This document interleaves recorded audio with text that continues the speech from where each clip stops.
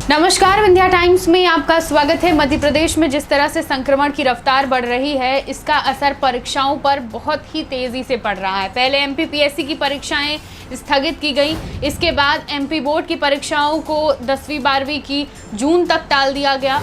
उसके बाद सीबीएसई ने भी ये फैसला लिया कि सीबीएसई की 10वीं की परीक्षाओं को रद्द किया जाएगा, विद्यार्थियों को जनरल प्रमोशन मिलेगा और 12th की परीक्षाएं सीबीएसई बोर्ड की भी जून तक टाल दी गई हैं। जून में बैठक होगी, जो स्थिति होगी कोरोना की उसके हिसाब से फैसला लिया जाएगा। अब परीक्षाओं से जुड़ी एक और बड़ी खबर, मध्य प्रदेश के स्कूल शिक्षा विभाग ने 9वीं और 12वीं की मुख्य परीक्षाएं निरस्त कर दी हैं। शुक्रवार शाम को इसके आदेश जारी हुए हैं और अब बच्चों की परीक्षाओं का रिजल्ट, जो रिवीजन टेस्ट हुए हैं और जो अर्धवार्षिक परीक्षाएं हैं, उनके मार्क्स के आधार पर रिजल्ट उनका बनेगा। संक्रमण की रफ्तार जिस तरह से तेज हो रही है, विद्यार्थियों का परीक्षा कराना, उनको स्कूल बुलाकर बैठाकर परीक्षाएं दिलवाना, ये संभव नहीं है। खतरा इससे काफ़ी ज़्यादा बढ़ता है और इसको देखते हुए अब ये फैसला लिया गया है। आपको बता दें कि शिक्षा विभाग ने अपने आदेश में ये कहा है कि 20 से 29 नवंबर तक लिए गए रिवीजन टेस्ट और 1 से 9 फरवरी तक हुई अर्धवार्षिक परीक्षा में से जिसमें बेहतर अंक होंगे,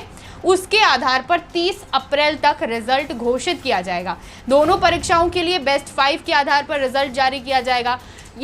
यानी अगर कोई स्टूडेंट 6 सब्जेक्ट्स में से 5 सब्जेक्ट में पास होता है और एक सब्जेक्ट में उसको 33 यानी पासिंग मार्क्स से कम मार्क्स मिलते हैं, तो भी वो विद्यार्थी पास माना जाएगा, उसको उत्तीर्ण किया जाएगा। इसी प्रकार एक से अधिक विषय में न्यूनतम अंक प्राप्त न करने वाले छात्रों के लिए ग्रेस के रूप में 10 नंबर दिए जाएंगे।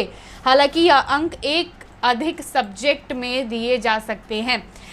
इसमें स्कूल शिक्षा विभाग ने अपने आदेश में ये भी लिखा है कि जो ग्रेस मार्क्स मिलते हैं, उसके बाद भी अगर कोई छात्र 2 या उससे अधिक विषय में न्यूनतम अंक यानी जो पासिंग मार्क्स है वो नहीं लाता है, तो दूसरी बार परीक्षा देने का एक और मौका दिया जाएगा, दूसरा मौका भी मिलेगा। जबकि दूसरा अवसर ऐसे स्टूडेंट्स को भी मिलेगा जो रिवीजन टेस्ट और अर्धवार्षिक परीक्षा में किसी कारण शामिल नहीं हो पाए थे, जो रिवीजन टेस्ट हुए थे उसमें भी शामिल नहीं हो पाए थे जो स्टूडेंट्स, और जो परीक्षाएं हुई थी फरवरी में उनमें भी शामिल नहीं हो पाए थे, तो उन विद्यार्थियों को भी दूसरा मौका मिलेगा। 30 अप्रैल तक रिजल्ट घोषित करने के निर्देश भी दिए गए हैं। 30 अप्रैल तक पूरी मार्कशीट बनाकर और रिवीजन टेस्ट और जो एग्ज़ाम हुए थे फरवरी में उसके आधार पर रिजल्ट बनाकर 30 अप्रैल तक रिजल्ट घोषित करने के निर्देश दिए गए हैं। तो संक्रमण की रफ्तार तेज़ी से बढ़ रही है और इसके कारण परीक्षाओं पर इसका गहरा असर पड़ रहा है। विद्यार्थी परीक्षा नहीं दे पा रहे हैं और जो पिछले उनके टेस्ट हैं, जो एग्ज़ाम्स हुए हैं, उसके आधार पर अब रिजल्ट बनाया जाएगा। 10वीं 12वीं की परीक्षाओं को तो पहले ही टाल दिया गया है और अब 9वीं और 11वीं की जो परीक्षाएं हैं उनको भी निरस्त कर दिया गया है। बच्चों को जो उनके पहले के टेस्ट थे, एग्जाम से, उनके आधार पर उनका रिजल्ट 30 अप्रैल तक घोषित किया जाएगा। बहुत बहुत धन्यवाद।